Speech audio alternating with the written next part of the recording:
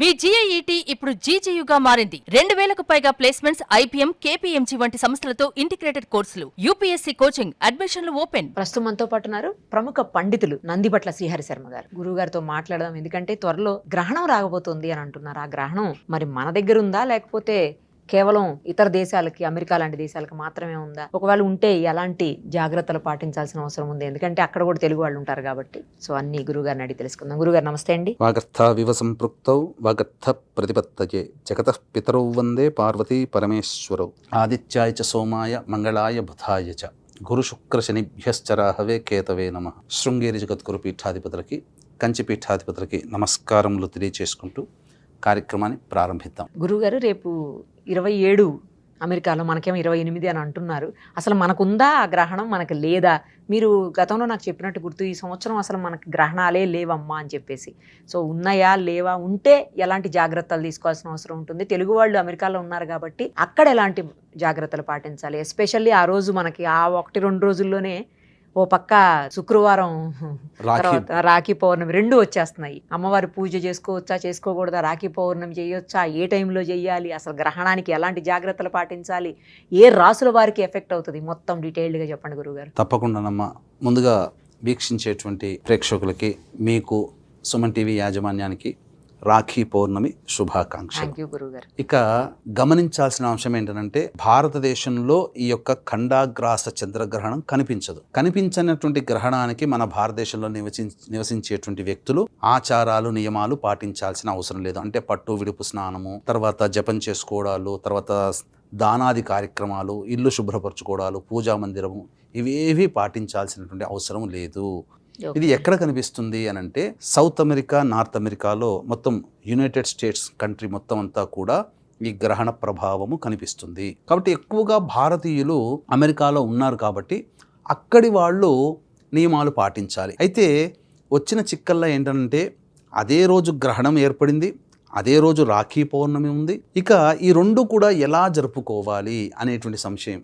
అయితే అమెరికాలో రాత్రిపూట 10:23 నుంచి మధ్యరాత్రి 1:01 వరకు కూడా ఈ యొక్క ఖండాగ్రాస చంద్రగ్రహణము శతభిష నక్షత్రంలో కుంభరాశిలో ఏర్పడుతుంది. కాబట్టి ఈ లోపల మొట్టమొదటిగా మనం రాఖీ పౌర్ణమి ఎప్పుడు జరుపుకోవాలనేది తెలియజేసుకుందాం. 27వ తారీఖు రోజున 11:58 వరకు భద్రకరణం ఉంటుంది. 12 నుంచి 1 గంట వరకు అది అభిజిత్ ముహూర్తము సమయము కూడా. కాబట్టి అమెరికాలో ఇప్పుడు చెప్పేటువంటి విషయాలన్నీ కూడా అమెరికా ప్రాంతంలో నివసిస్తున్నటువంటి వ్యక్తులకి సంబంధించి. కాబట్టి మధ్యాహ్నం 12 to 1 గంట లోపల అమెరికాలో నివసిస్తున్నటువంటి సోదరీమణులు తమ సోదరులకి ఈ యొక్క రక్షాబంధనం అనేటువంటిది ఆ సమయంలో జరుపుకోవాలి. తర్వాత అపరాహ్నం వస్తుంది కదా, అపరాహ్నం పితృకాలం కాబట్టి జరుపుకోకూడదు. ఇక్కడ ఒక సంశయం ఏంటంటే, అక్కడ అమెరికాలో నివసిస్తున్నటువంటి వాళ్ళు తమ పితృదేవతలు కనుక తల్లిదండ్రులు, చనిపోయిన తోడబుట్టినటువంటి వాళ్ళకి పిండ ప్రదానము ఎప్పుడు చేసుకోవాలి? రాత్రిపూట గ్రహణం వస్తుంది కదా, గ్రహణ శూల అనేటువంటిది ఉంటుంది.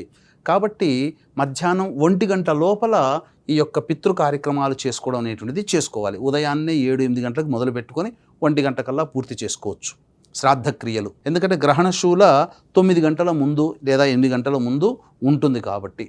ఇక అక్కడ నివసిస్తున్నటువంటి ప్రజలకి శతభిష నక్షత్ర కుంభరాశిలో ఏర్పడుతుంది కాబట్టి ఈ యొక్క గ్రహణాన్ని బేస్ చేసుకొని అమెరికాలో నివసిస్తున్నటువంటి వాళ్ళు, కేవలం అమెరికానే కాదమ్మా, ఇప్పుడు నేను కొన్ని లిస్టు చదువుతాను. ఆ లిస్టు ప్రకారం ఉన్నటువంటి దేశాలలో ఈ ఖండాగ్రాస చంద్రగ్రహణం 27వ తారీఖు రోజున ఏర్పడుతుంది. ఏ దేశాలలో ఏర్పడుతుంది?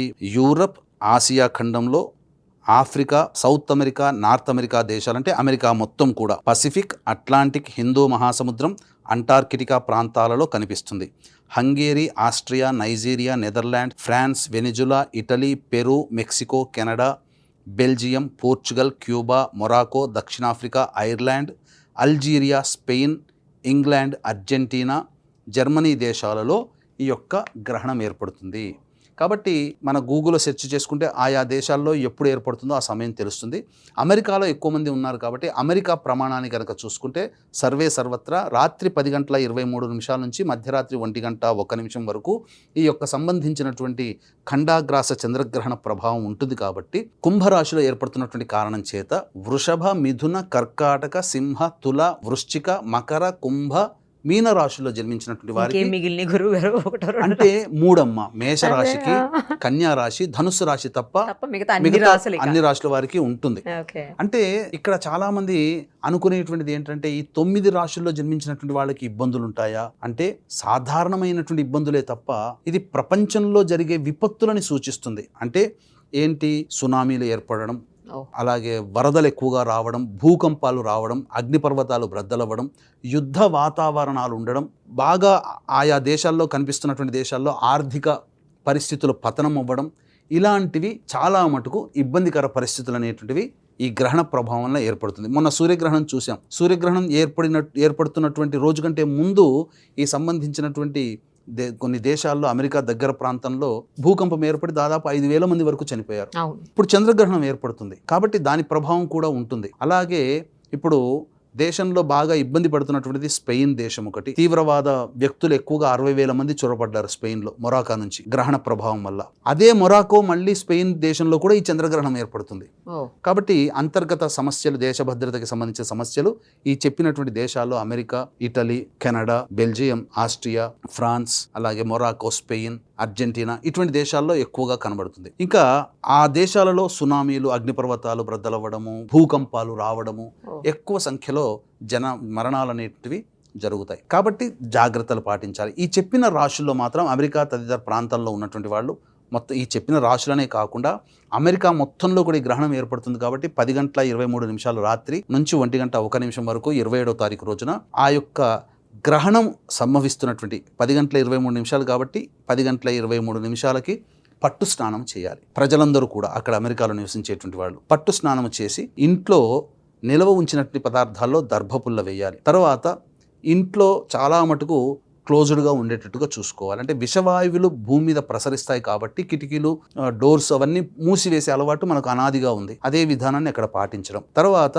సెంట్రల్ హాల్లో బియ్య పిండితో చతురస్రాకారంగా ముగ్గు వేసి దర్భపోచల గుత్తి ఆ యొక్క ప్రదేశంలో ఉంచాలి. తర్వాత మనం వాడుకునే నీటిలో కూడా దర్భపోచలు వేయాలి, కూరగాయల్లో కూడా దర్భపోచలు వేయాలి. తర్వాత ఆ యొక్క పూజా మందిరంలో దీపారాధన చేసుకొని ఇష్టదేవత ఆరాధన 10:23 స్నానం చేసిన తర్వాత 10:40 నుంచి 1 వరకు ఇష్టదేవత ఆరాధన చేయాలి. అంటే లలితా సహస్రనామం, విష్ణు సహస్రనామం, అలాగే ఈ సంబంధించినటువంటి శివ సహస్రనామం, గురువు గారు ఇచ్చిన మంత్రోపదేశము, హోమాలు ఇలాంటివన్నీ చేసుకోవాలి. చేసుకుని 1 మళ్ళీ పట్టు విడుపు స్నానం ఆచరించాలి. తదనంతరం ఓపిక ఉంటే అప్పుడు ఇల్లంతా శుభ్రపరచుకోవాలి. లేదా నిద్రపోయిన తర్వాత తెల్లవారే లేచి చక్కగా ఇల్లంతా శుభ్రపరచుకోవడం, మళ్ళీ పూజా మందిరంలో పటాలన్నీ శుభ్రపరచుకోవడం, విగ్రహాలు శుభ్రపరచుకోవడం, చక్కగా మళ్ళీ దీపారాధన చేసి కొబ్బరికాయ కొట్టడం. ఇక తదనంతరం ఇప్పుడు చేయాల్సినటువంటిది ఏంటంటే ఈ యొక్క వృషభ, మిథున, కర్కాటక, సింహ, తుల, వృశ్చిక,